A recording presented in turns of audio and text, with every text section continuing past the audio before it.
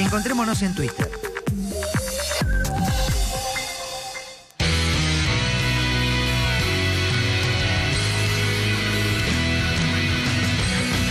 Bueno, una gran posibilidad, lo prometido, de conversar con Juan José Cruz, y muchas gracias por estar aquí, economista en la Universidad de Itela, un conocedor del mundo de la economía y también muy didáctico. Y del mundo muy agropecuario. Eso vos siempre me lo decís. Sí. Llamémoslo claro. Juan José Cruz, que se entiende todo lo que entiende explica. todo lo que dice, pese a que es economista. Bueno, no, la pregunta, la primera, que es bastante básica de nuestra parte, pero es para el ciudadano común. Todo lo que está pasando con esta actitud claramente proteccionista de Trump, lo que hemos comprobado en carne propia con el tema de los limones argentinos. Hoy me decían que en realidad, por ejemplo, Coca-Cola, lo que más compra son jugos, o sea, no el limón fresco. Por supuesto que son de los mejores limones del mundo, sin lugar a duda. Digo, bueno, ¿de qué manera impacta en una economía regional y qué tenemos que ver a futuro con el tema Trump, Juan José? Mira, lo fundamental es que vamos a vivir, si se confirma lo que el tipo dijo en la campaña y lo que hasta ahora viene haciendo en sus primeros días de gobierno, vamos a ir a un mundo más fragmentado, con menos globalización, donde va a ser más difícil colocar productos en Estados Unidos. Y no solo va a ser más difícil colocarlo ahí, sino que como va a ser más difícil para muchos vendedores colocar en Estados Unidos, va a haber más presión para vender en terceros países. Claro.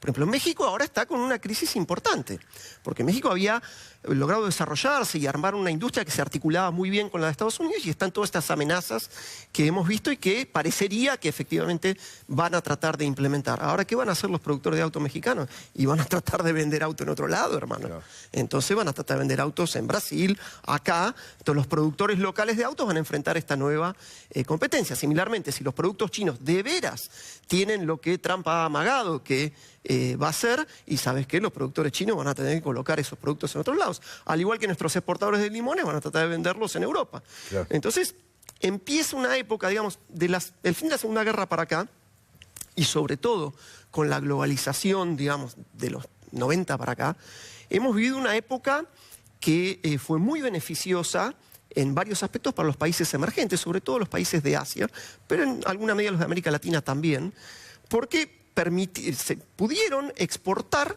a los Estados Unidos y a los países ricos, y de alguna manera mucha industria intensiva en mano de obra bajó a esos países. Claro. Eso tuvo dos efectos. Subió mucho el salario y el nivel de vida de las clases medias y clases bajas en los países emergentes. O sea, esa globalización, visto desde un punto de vista ético global, permitió llevar a los países pobres niveles de vida mucho mejores de los que tenían anteriormente. Ahora, el resultado de eso es que la mano de obra no calificada en los países ricos, esa mano de obra vio mermado mucho su poder adquisitivo. Ahora, entonces va a empezar a aparecer como un proceso... Claro, para mí eso es fundamental, porque más allá de las características del personaje, que ha sido muy comentado en la política local, etc., a mí me parece que lo más importante es ver por qué surge... ¿Por qué surge este fenómeno y por qué lo votan? Porque y ahí puede está poner uno que tenga la declaración de impuesto al día, claro, y el fenómeno que el tipo representa es el mismo, ¿me entendés? Y lo mismo en Francia y en otros países donde es fácil, cuando el proceso económico y las innovaciones de la economía hacen que grandes masas de trabajadores queden literalmente en sentido económico, con una habilidad de trabajo obsoleta. Claro.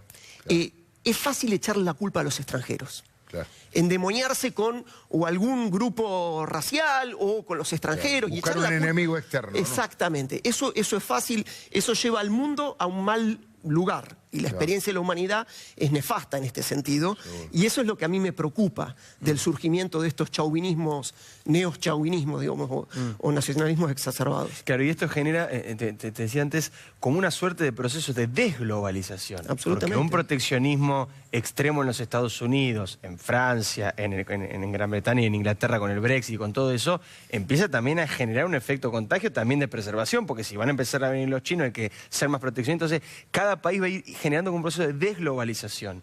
¿Eso cómo nos afecta desde el punto de vista económico? Eso y el resto de los componentes que tiene Trump, digo, el tema de que suban las tasas, que sube el dólar. ¿En el día a día lo vamos a notar, Juan? Es un escenario mundial más enrarecido. Es un escenario mundial más enrarecido. La tasa de interés ha subido un poquito. Hoy la presidenta de la Reserva Federal ya hizo un anuncio bastante contundente de que ella ve que considera prudente acelerar el proceso de suba de tasas. No es una suba estrepitosa, no vamos a volver a las tasas de los 80, pero sí, digamos, no vamos a vivir en un escenario de tasas tan bajas. ¿Y eso qué significa? Significa que cuando el Estado argentino tiene déficit fiscal y necesita financiarlo, porque el déficit fiscal esencialmente o lo financiás emitiendo dinero que causa inflación o lo financiás emitiendo bonos.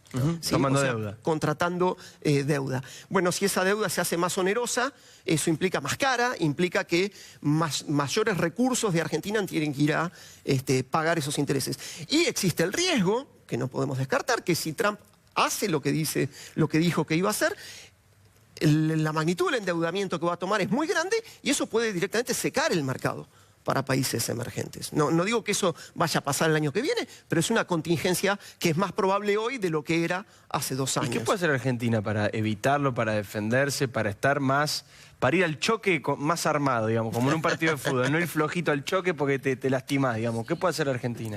Mira, la prudencia fiscal es lo que puede hacer Argentina.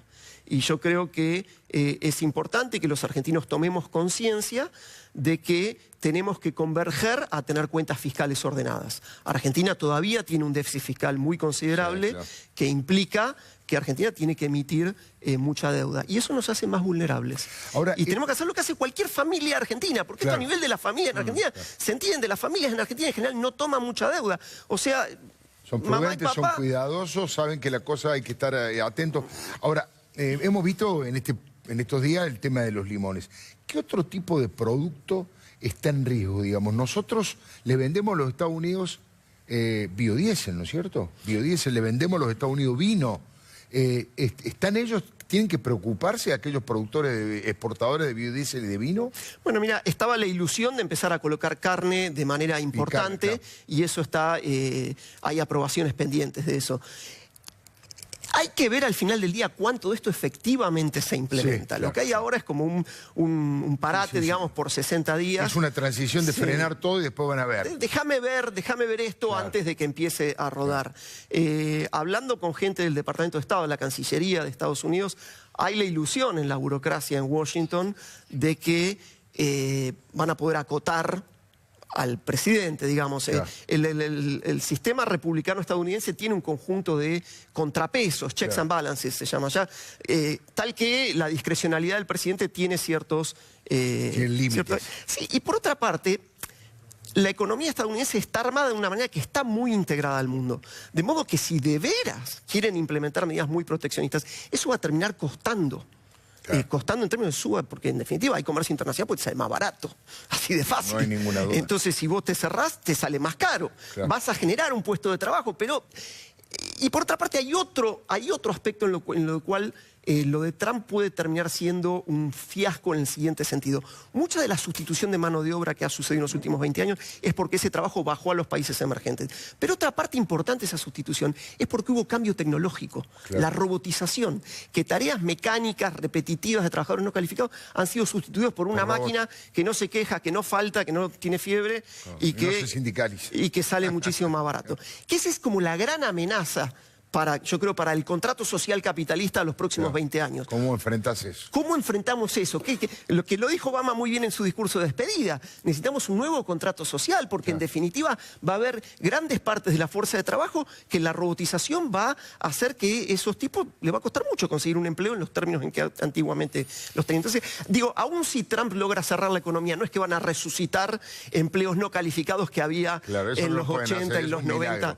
Claro, así que hay que ver cuánto efectivamente él implementa. Fue muy notable durante su discurso, en los 16 minutos de discurso de inauguración de Trump, la bolsa americana tiene una caída importante. Es un periodo muy, muy corto, sí, pero el mercado bursátil que lo estaba leyendo, y interpreto yo, tenía la ilusión, bueno, eso era para la tribuna, ahora este tipo va a entrar con un discurso más moderado. Cuando el tipo entra con los botines de punta, la bolsa se empieza a quedar diciendo, esto va en serio, ¿viste? Esto va en serio. Tenés razón, Diego, es bien didáctico. Explica bien. Juan José Cruz. Bueno, didáctico es el señor a la hora de preparar el Fernet, así que ya venimos.